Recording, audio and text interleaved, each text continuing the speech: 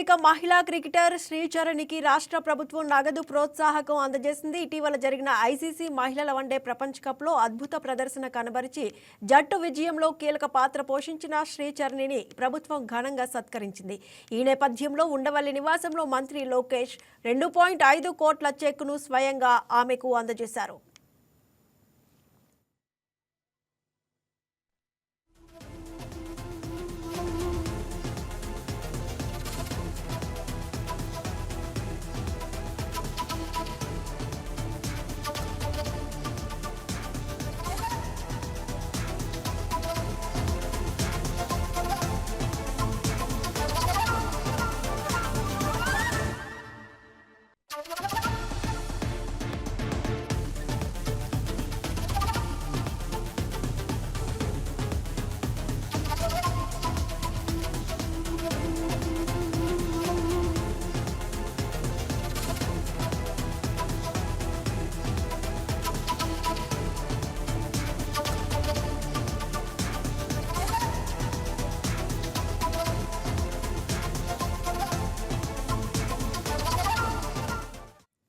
ఇక 2.5 కోట్ల మేర నగదు ప్రోత్సాహంతో పాటు విశాఖలో 500 గజాల విస్తీర్ణం గల ఇంటి స్థలాన్ని సర్కార్ కేటాయించింది.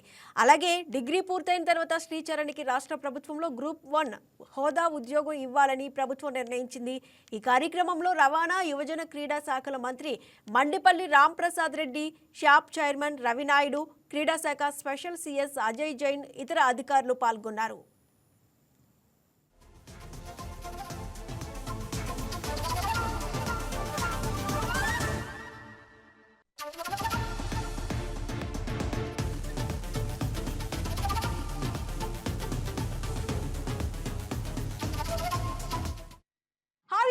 ఈ వీడియో మీకు నచ్చినట్లయితే లైక్ కొట్టి షేర్ చేసి వైకే టీవీని సబ్స్క్రైబ్ చేసుకోండి.